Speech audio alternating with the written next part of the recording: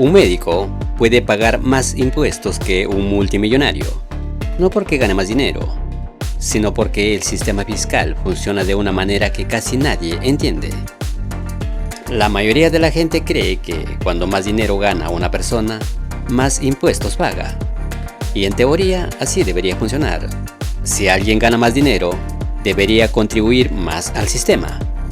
Pero cuando miras lo que ocurre en los niveles más altos de riqueza, aparece algo curioso. Muchas de las personas más ricas del mundo terminan pagando proporcionalmente menos impuestos que muchos profesionales de clase media. No porque estén ocultando dinero o porque estén rompiendo la ley, sino porque utilizan estrategias legales diseñadas por abogados, bancos y gestores de patrimonio. Estrategias que casi nunca aparecen en los manuales básicos de finanzas personales. Y cuando las entiendes, empiezas a ver el sistema fiscal desde una perspectiva completamente distinta. En este video vamos a explorar 5 de esas estrategias, no para copiarlas exactamente, sino para entender cómo funciona realmente el sistema cuando se trata de grandes patrimonios. Porque una vez que entiendes las reglas de juego, empiezas a ver el dinero de una manera completamente diferente. Para entender cómo pagan menos impuestos los ultra ricos, primero hay que entender una regla fundamental del sistema fiscal. Una regla que mucha gente nunca escucha explicarla de forma simple. Los impuestos no se pagan por ser rico, se pagan cuando ocurre algo específico. Cuando recibes ingresos, cuando vendes un activo o cuando una ganancia se vuelve real. Ese es el momento en que el sistema fiscal entra en acción. Y aquí aparece el detalle realmente importante. Si puedes influir en cuándo ocurre ese momento, también puedes influir cuando pagas impuestos. No se trata solamente de cuánto dinero tienes, se trata de cómo y cuándo ese dinero aparece dentro del sistema fiscal. Los grandes patrimonios entienden muy bien esta diferencia, porque si puedes mover ese momento, puedes cambiar completamente la historia de los impuestos.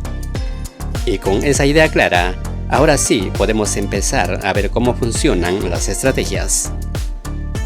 Estrategia 1. Vivir del crédito. Imagina que tienes acciones de una empresa que hoy valen 100 millones. No es dinero en efectivo, no está en tu cuenta bancaria, está invertido. Ahora imagina que quieres gastar 5 millones. Podrías vender una parte de tus acciones, pero en el momento en que vendes, ocurre algo automático. La ganancia se vuelve real, y cuando la ganancia se vuelve real, aparece el impuesto. Así funciona el sistema. Pero existe otra opción. En lugar de vender las acciones, vas al banco, le muestras al banco tu patrimonio, le muestras esas acciones que valen 100 millones. Y el banco ve algo muy claro. Tienes activos enormes que pueden servir como garantía. Así que te ofrece un préstamo. Te presta los 5 millones que necesitas. Tú recibes el dinero, compras la casa, el yate o simplemente financias tu estilo de vida. Y ocurre algo interesante. Tus acciones siguen siendo tuyas. No vendiste nada. Y si no vendiste nada, no se realiza ninguna ganancia.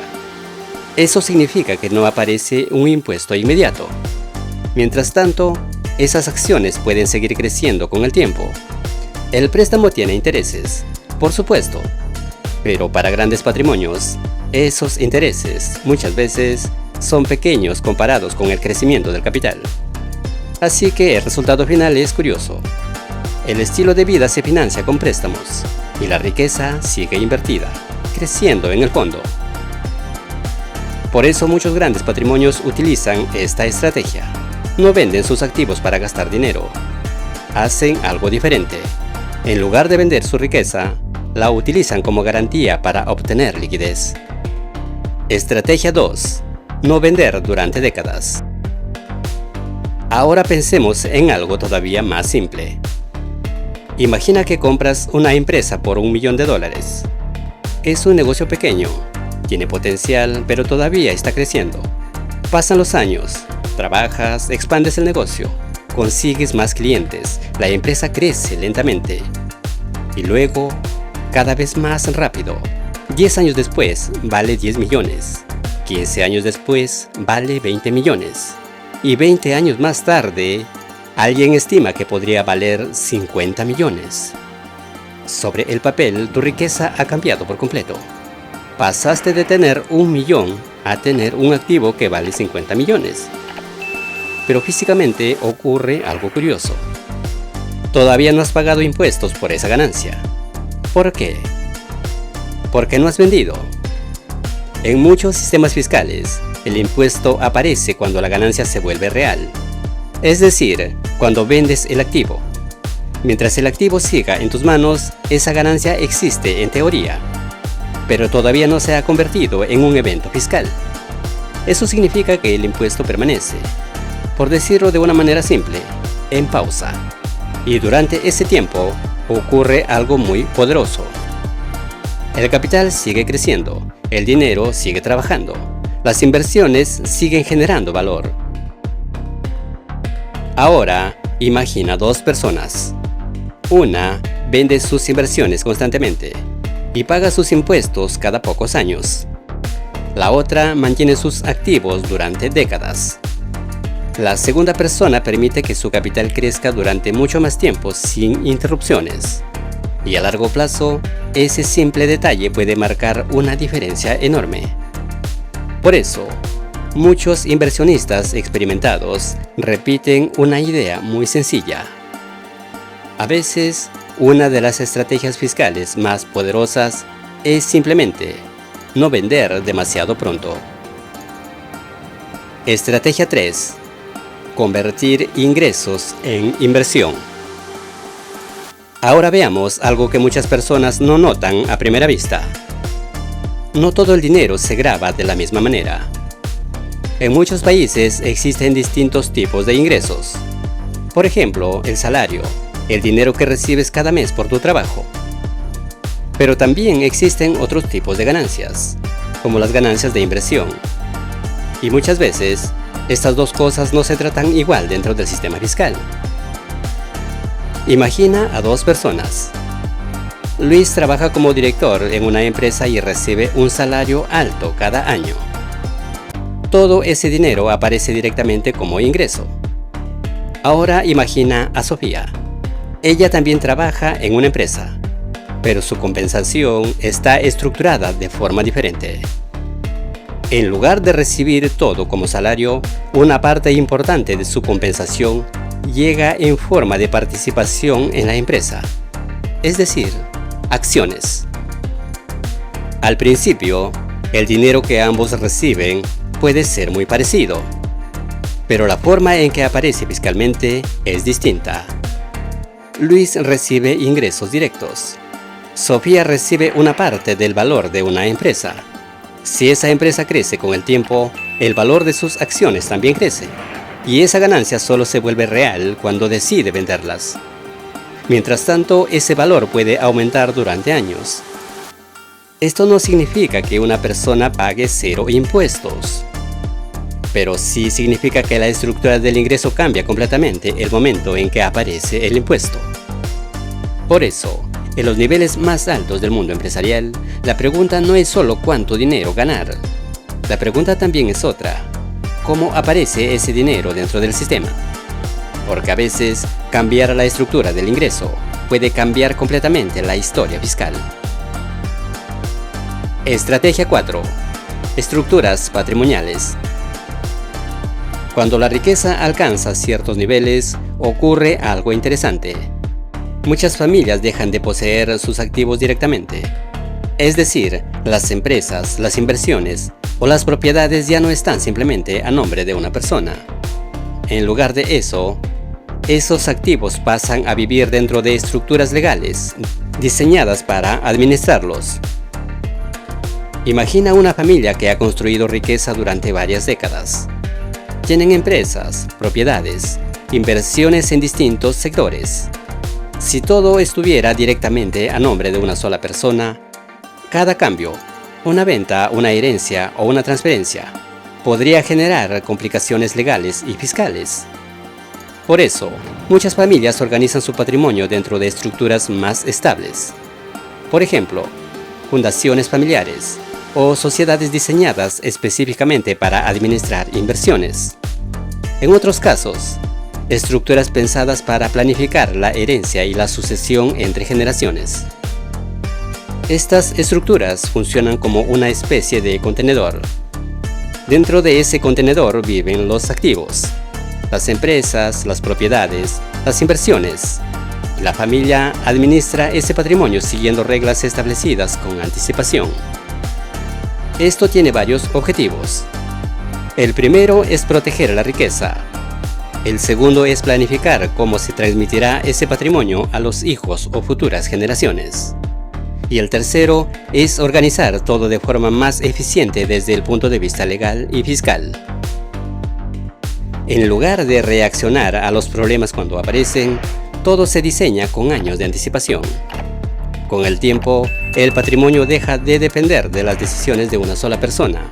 Se convierte en algo más grande. En cierto sentido, deja de ser simplemente riqueza personal y pasa a ser un sistema diseñado para perdurar. Porque en estos niveles, la idea ya no es solo ganar dinero. La idea es que ese patrimonio sobreviva al paso del tiempo. Por eso, en muchos casos, ocurre algo curioso. El patrimonio ya no pertenece a una persona, pertenece a una estructura diseñada para durar generaciones. Estrategia 5. Elegir dónde pagar impuestos. Ahora pensemos en algo más amplio. El mundo moderno es global. Las empresas operan en distintos países. Los inversionistas tienen activos en diferentes mercados. Y el dinero puede moverse con mucha más facilidad que hace algunas décadas. Pero hay algo que sigue siendo muy diferente de un país a otro. Las reglas fiscales. Cada país tiene su propio sistema de impuestos. Algunos gravan fuertemente ciertos ingresos. Otros tienen tasas más bajas. Y algunos incluso ofrecen incentivos especiales para atraer empresarios, inversionistas o nuevos residentes. Esto nos lleva a un concepto importante: la residencia fiscal. La residencia fiscal es, en términos simples, el lugar donde una persona es considerada contribuyente principal. Es decir, el país donde el sistema fiscal considera que vives a efectos de impuestos. Y ese detalle puede cambiar mucho la situación. Imagina a un empresario que dirige empresas en varios países. Sus inversiones están repartidas por el mundo. Dependiendo de dónde establezca su residencia fiscal, las reglas que se aplican pueden ser distintas. Algunos países gravan más los ingresos personales, otros gravan más las inversiones, otros ofrecen regímenes especiales para atraer capital y talento internacional.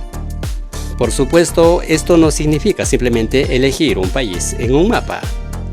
Existen reglas claras, condiciones de residencia, tiempo mínimo de estancia y acuerdos fiscales entre países. Pero lo importante es entender la idea general. En un mundo donde el capital y los negocios son globales, el lugar donde resides fiscalmente puede influir mucho en la carga tributaria final. Por eso, los grandes patrimonios suelen planificar esto con mucho cuidado. Porque a veces, algo tan simple como dónde resides fiscalmente puede cambiar completamente cuánto impuesto pagas. Cuando escuchas estas estrategias por primera vez, es fácil pensar que todo esto solo aplica a multimillonarios. Y en parte es cierto. Muchas de estas herramientas requieren patrimonios enormes, abogados especializados y años de planificación.